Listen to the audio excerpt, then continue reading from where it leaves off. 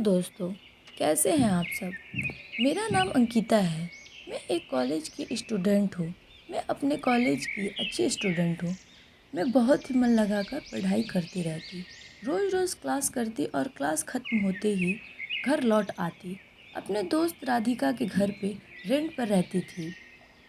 उसके घर में बहुत से लोग रेंट लेकर रहते थे। मेरे रूम के सामने एक अंकल रहते थे। उनका पृथ्वी नाम था। वो बहुत ही धार्मिक लगते थे, हमेशा पूजा करते रहते। उन्होंने अपने कमरे के सामने एक बड़ा सा तुलसी का पौधा लगा रखा था और वो उसी पौधे में सुबह शाम पानी डालते रहते और उस पौधे के आसपास टहलते रहते। मुझे यह सब देखकर कुछ समझ नहीं आता, आखिर यह इतना ज़्यादा इस पौधे के आसपास क्यों रहते हैं। यह सब सोच ही रही थी कि राधिका मेरे कमरे में आती है और बोलती है, मुझे नोट्स दे दो। मैं उसे अपने पास बैठाती हूँ, बैठ जाती है। फिर मैं राधिका से कहती हूँ कि राधिका, मैं तुमसे एक बात पूछूं। राधिका ने कहा, पूछो, सही सही बताना, पूछो तो पता होगा तो ज़रूर बताऊंगी। उस टाइम भी पृथ्वी अंकल पौधे के पास ही थे। वो देखो पृथ्वी अंकल क्या कर रहे हैं। राधिका ने कहा, अपने पौधे के पास टहल रहे हैं। हाँ, मैं भी यही पूछ रही हूँ। देखती हूँ तो अंकल वहीं टहलते रहते हैं। कुछ अजीब सा लगता है मुझे। अरे यार, यह बहुत ही दिनों से यहीं रहते हैं। हमारा घर जब बन रहा था तभी अंकल ने रेंट लिया था। तभी यह अपनी पत्नी के साथ आए थे रहने के लिए। तब यह यहीं रहते हैं। पूछने लगी, फिर इनकी पत्नी कहाँ है? पता नहीं। एक बार पृथ्वी अंकल और उनकी पत्नी अपने रिश्तेदार के पास गए थे। वो वापस आ गए यहाँ, लेकिन उनकी पत्नी नहीं आई। मेरी माँ ने पूछा था कि इनकी वाइफ के बारे में, तो उन्होंने कहा कि वो वहीं रुक गई है, फिर वो अपने घर चली जाएगी। वो बहुत ही लड़ाई किया करते थे। कई बार आंटी घर छोड़कर चली जाती थी। सभी को यही लगता है कि आंटी ने अंकल को छोड़ दिया है, लेकिन यह सब बात अंकल नहीं बताते, इसलिए अंकल से कोई बात भी नहीं करता। यह सब पुरानी बातें हैं। मुझे तुम नोट्स दो, मैं घर जाऊंगी। माँ मेरी राह देख रही होंगी। ठीक है, देती हूँ मैं। राधिका को मैंने नोट्स दे दिया और राधिका जाने लगी। राधिका ने मेरा गेट बंद कर दिया और चली गई। मैं बेड पे बैठकर पढ़ाई करने लगी। मुझे 5 मिनट के बाद बहुत ही ज़ोर से प्यास लगी और मैं अपने गेट खोलने लगी। जैसे ही मैं अपना गेट खोली तो देखा कि सामने वाले कमरे में मुझे राधिका का झलक दिखा। मैं आगे बढ़ रही थी और सोच भी रही थी कि राधिका ने मुझसे कहा कि उसकी माँ उसका राह देख रही होगी और वो अभी तक यहाँ है। पृथ्वी अंकल के पास जाके बैठी हुई है और बातें कर रही है। मैं पृथ्वी अंकल के कमरे के बाहर खड़ी राधिका को बुलाने लगी तो पृथ्वी अंकल ने कहा, अंदर आ जाओ। नहीं अंकल, मैं यहीं ठीक हूँ। राधिका, एक मिनट सुनना। हाँ बोलो, तुम घर नहीं गए अभी तक? नहीं, देखो ना, जा ही रही थी तभी अंकल ने मुझे बुला लिया। बस अब जा ही रही हूँ। तुम यहाँ क्यों आ गई? मैं अब पानी पीने के लिए जा रही थी, तभी मैंने तुम्हें देखा तो आ गई। ठीक है, मैं जा रही हूँ पानी पीने, तुम भी चली जाना घर, ठीक है? फिर मैं अपने कमरे में चली आई पानी लेकर। कुछ ऐसे ही 30 मिनट गुजरे होंगे, तभी मेरे कमरे के बाहर कोई मेरे गेट को ज़ोर ज़ोर से बजा रहा था।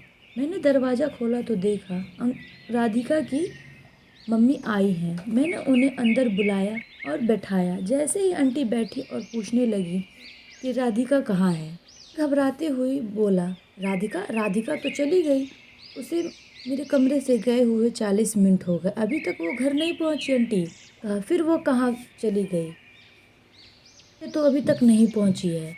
मैंने कहा, आंटी वो सामने वाले कमरे में थी, 30 मिनट पहले पृथ्वी अंकल से बात कर रही थी। आंटी ने गुस्से से बोला, फिर चली गई वो उसके कमरे में बात करने के लिए। अभी बताती हूँ उसको।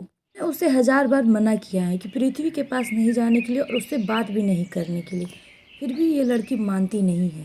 उनको जाकर देखती हूँ उसको मैं। आंटी उठी और गुस्से में जाने लगी। मैं अपने कमरे से ही देख रही थी कि आंटी क्या कर रही हैं। आंटी कमरे में गई और राधिका को बहुत ज़ोर से खींचकर बाहर लेकर आ गई। उसे मारते हुए अपने घर की ओर निकल गई। सोचती रह गई, आखिर आंटी ने राधिका के साथ ऐसा क्यों किया। जैसे ही सुबह हुई तो मैं देखा कि राधिका मेरे पास नहीं आई। लगता है कॉलेज चली गई होगी। लेकिन मैं कॉलेज के लिए जैसे ही निकल रही थी अपने कमरे के बाहर, तभी मैंने देखा कि वो फिर से पृथ्वी अंकल के पास बैठी हुई है। राधिका के पास गई, मैंने उससे कहा चलो कॉलेज। राधिका बोलती है 2 मिनट रुको, आती हूँ। मैं वहाँ चुपचाप खड़ी हो गई, उसका वेट करने लगी। वो अंदर जाकर पता नहीं क्या कर रही थी।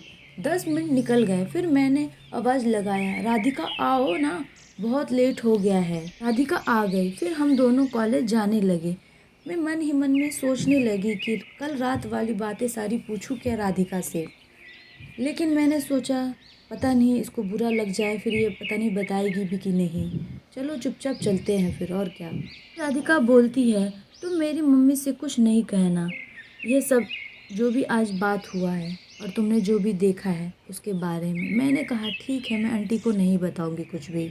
बोला आंटी ने जब तुम्हें मना कर रखा है कि पृथ्वी अंकल के पास नहीं जाने के लिए और बात नहीं करने के लिए, तो तुम क्यों बात कर रही हो पृथ्वी अंकल से। ऐसे मत करो, आंटी को पता चलेगा तो फिर उनको बुरा लगेगा बहुत ही। पिता ने कहा ठीक है, नहीं जाऊंगी अब, बस मम्मी से कुछ नहीं बोलना तुम। हाँ नहीं बोलूँगी, चलो अब कॉलेज। हाँ चलो। हम दोनों कॉलेज जाने लगे, क्लास लेते हैं, उसके बाद मैं अपने रूम पे आ जाती हूँ। आज शाम में तो हद हो गई है। मैंने देखा कि अंकल राधिका को अपने हाथों से खाना खिला रहे हैं, या ऐसा ही है कि मैं सपना देख रही हूँ। तो आज मैं राधिका और अंकल से पूछ ही लेती हूँ आखिर यह दोनों बात क्यों करते हैं, और आंटी के मना करने के बावजूद भी राधिका पृथ्वी अंकल के कमरे में क्यों आ जाती है। मैं अपने कमरे से निकल के पृथ्वी अंकल के कमरे के पास जाती हूँ तो राधिका मुझे देखकर डर जाती है और वो डरते डरते बोलती है क्या हुआ अंकिता, तुम यहाँ क्यों आई हो। मैंने कहा राधिका मैंने सब देखा अपने कमरे से, तुम यहाँ क्या कर रही हो। तुम्हें जब आंटी ने मना कर रखा है पृथ्वी अंकल से नहीं मिलने के लिए, बात नहीं करने के लिए, फिर भी तुम यहाँ क्यों आ जाती हो। मैं आंटी के पास जाती हूँ और सब कुछ बताती हूँ और आंटी को यहाँ लेकर आती हूँ। पृथ्वी अंकल गुस्से से बोलते हैं रुको अंकिता, तुम कहीं मत जाओ, यहीं बैठो, मैं तुम्हें सब कुछ बताता हूँ हम दोनों के बारे में। मैं रुक जाती हूँ और बैठ जाती हूँ। पृथ्वी अंकल बोलना शुरू करते हैं और बोलते हैं कि हम दोनों एक दूसरे को पसंद करते हैं। यह सब राधिका को मम्मी को पसंद नहीं, वो नहीं चाहती हैं कि राधिका मुझसे शादी करे, इसलिए हम दोनों बस मिलते ही हैं और बातें ही करते हैं। फिर मैंने बोला कि अंकल आप तो शादीशुदा हो, फिर आप राधिका को कैसे पसंद करते हो। अंकल बोलने लगे मैं अब राधिका के साथ ही रहूँगा, ज़िंदगी भर में बस इसी के साथ रहना चाहता हूँ। मैंने भी सोचा चलो सही है तो। फिर मैंने कहा आप दोनों शादी कर लो, और क्या आंटी से मैं बात कर लूँगी। ठीक है, और मैं वापस अपने कमरे में आ गई। आज बहुत ही तेज़ हवा चल रही थी। मैं रात के समय अपने कमरे के बाहर जाकर छत से कपड़े उठा रही थी और राधिका के बारे में सोच रही थी कि राधिका ने मुझे कुछ क्यों नहीं बताया। मैं उसी की इतनी अच्छी दोस्त हूँ, फिर भी उसने मुझे कुछ नहीं बताया। चलो कोई बात नहीं, वो डरती होगी इसलिए उसने कुछ मुझे नहीं बताया और नहीं बोला। मैं कपड़े उतार ही रही थी तभी मैंने देखा कि तुलसी के पौधे आज बहुत ही ज़्यादा हिल रहे हैं ज़ोर ज़ोर से, और उस टाइम ज़्यादा हवा भी नहीं चल रही थी। तो ये पत्ते हिल क्यों रहे हैं इतना। मैंने देखा कि एकदम से सारे पत्ते झड़ गए। उस टाइम क्या हो गया और क्यों हुआ, सहम सा गया और मैं नीचे आ गई और मैं पौधे के पास रुक गई और देखने लगी। अचानक से मुझे लगा कि अंदर से आवाज़ आ रही हो, नहीं होने देना, नहीं होने देना। मुझे समझ नहीं आया और मैं नीचे झुक गई आवाज़ सुनने के लिए। उतने में अंकल आ गए और गुस्से से बोलने लगे तुम यहाँ क्या कर रही हो, जाओ यहाँ से। वहाँ से मैं भागकर आ गई अपने कमरे में। अगले दिन मैं आंटी के घर पास जाती हूँ बात करने के लिए। मैंने आंटी से कहा आंटी राधिका को माफ़ कर दीजिएगा और पृथ्वी अंकल से शादी कर दीजिए, अंकल बहुत प्यार करते हैं राधिका से और राधिका भी बहुत प्यार करती है। आंटी ने कहा, वह आदमी मुझे सही नहीं लगता है। मैंने उसे कितनी बार अपने घर से निकालने की कोशिश की, लेकिन वो आदमी निकलता ही नहीं है, छोड़ना ही नहीं चाहता। और जब वो बोलता है कि मैं घर छोड़ूंगा तो इस पौधे को निकालूंगा और पूरे घर को तोड़ फोड़ कर दूंगा और मैं आपको सही से जीने भी नहीं दूंगा। पहले से परेशान थी, अब यह राधिका उसके चक्कर में रहने लगी और शादी करने के लिए बोल रही है। राधिका भी धमकी देती रहती है कि मर जाऊंगी, ये कर लूंगी, वो कर लूंगी। बेटा तुम बैठो। बैठ जाती हूँ। फिर आंटी बोलती है, तुम ही कुछ बोलो। मैं 2 मिनट तक शांत रहती हूँ। फिर मैंने कहा, आप दोनों की शादी कर दो, सब ठीक हो जाएगा और राधिका भी आपके पास ही रहेगी, ज़्यादा दूर भी नहीं जाएगी। आंटी मान गई। फिर 1 महीने बाद शादी का दिन निकला। सारी तैयारियां हो ही रही थी, तभी अचानक से बहुत ही ज़ोर ज़ोर से हवा चलने लगी और पूरी तैयारी को दंग भंग करने लगी। सारी तैयारियां हो ही रही थी, तभी बहुत ही तेज़ हवा चलने लगा। सब बहुत परेशान हो गए और बहुत मुश्किल से जैसे तैसे कर दोनों की शादी हो गई। टीका मेरे कमरे के सामने वाले कमरे में आ गई।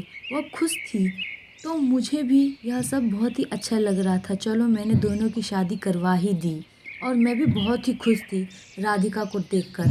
कुछ ही दिन निकले होंगे, तभी राधिका के कमरे से रोने की आवाज़ आती है।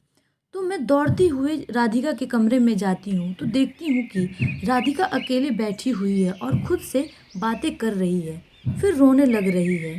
ये क्या हो गया, इसको यह ऐसा क्यों कर रही है। तभी मैं आंटी के पास जाती हूँ, उन्हें लेकर आती हूँ और सारी बातें बताती हूँ। और फिर आंटी सब देखती हैं तो वो समझ गई थी कि राधिका को क्या हुआ है। मुझे अभी तक कुछ समझ नहीं आया, आखिर राधिका को हुआ क्या है। आंटी ने पता नहीं क्या पढ़ा और राधिका के ऊपर फूका, जोर से पकड़ रखा था और कुछ देर में राधिका ठीक हो गई। ऐसा अब हमेशा होता रहता। राधिका बहुत ही बीमार रहने लगी, ऐसा लगता कि अब वह नहीं बचेगी। आंटी ने राधिका के हस्बैंड से गुस्से से बोला, तुमने मेरी बेटी को क्या कर दिया है। अगर मेरी बेटी को कुछ हुआ ना तो मैं तुम्हें नहीं छोड़ूंगी। आंटी बहुत से डॉक्टरों को दिखा रही थी, लेकिन राधिका ठीक नहीं हो रही थी। आंटी बहुत परेशान हो गई। फिर उन्होंने एक पंडित जी को बुलाया। जैसे ही पंडित जी आते हैं वैसे ही उन्हें कुछ बोले बिना उन्हें सब पता चल जाता है। तब वो बोलते हैं कि इसके ऊपर बहुत ही बुरी आत्मा का साया है, यह नहीं बच पाएगी, वह आत्मा इसे मार डालेगी। तभी मैंने देखा राधिका के हस्बैंड की तरफ, बहुत ही डरे हुए थे। मुझे सब समझ आ रहा था कि आखिर इन्होंने ही कुछ किया है, इसके वजह से यह आत्मा इसके ऊपर आई है। मैंने आंटी को बाहर बुलाया और मैंने उनसे सब कुछ बोला कि राधिका का हस्बैंड बहुत ही ज़्यादा उदास है और परेशान है। उससे ही सब पूछे तो वही बताएगा हम लोगों को आखिर राधिका को हुआ क्या है और उसके ऊपर आत्मा कैसे आया है। हम अंदर गए तब पंडित जी ने कहा, अब मैं चलता हूँ बेटा, मैं फिर कल आऊँगा। पंडित जी चले गए। फिर आंटी ने राधिका के हस्बैंड से पूछा कि तुमने क्या किया है, बताओ, सच सच बताना, कुछ मत बोलना झूठ। लेकिन राधिका का हस्बैंड कुछ नहीं बोलता है, वो चुपचाप रहता है। आंटी परेशान होकर बोलती है, ठीक है, मैं अपनी बेटी को अपने घर लेके जाती हूँ, तुम्हारे साथ नहीं रखूँगी इसको, नहीं तो तुम मेरी बेटी को मार ही डालोगे। राधिका को लेकर अपने घर चली जाती हैं और पृथ्वी यहाँ अकेले ही रह जाता है। राधिका को देखने के लिए जाती हूँ, उससे बात करती हूँ तो वह बोलती है, अंकिता मुझे ना उस कमरे में बहुत डर लगता है और वह तुलसी का पौधा ना, उसमें जब भी मैं पानी डालती हूँ तो उसमें से अजीब अजीब आवाज़ें आती हैं। देखो ना मुझे अब ये क्या हो गया है। अच्छा राधिका, सब ठीक हो जाएगा, तुम आराम करो। मैंने आंटी से कहा, आंटी चलो आप मेरे साथ। हम दोनों पौधे के पास गए। उस टाइम राधिका का हस्बैंड नहीं था। हमने पौधे की मिट्टी को उखाड़ना शुरू किया। हमने देखा कि उसमें चूड़ी, साड़ी और मंगलसूत्र है।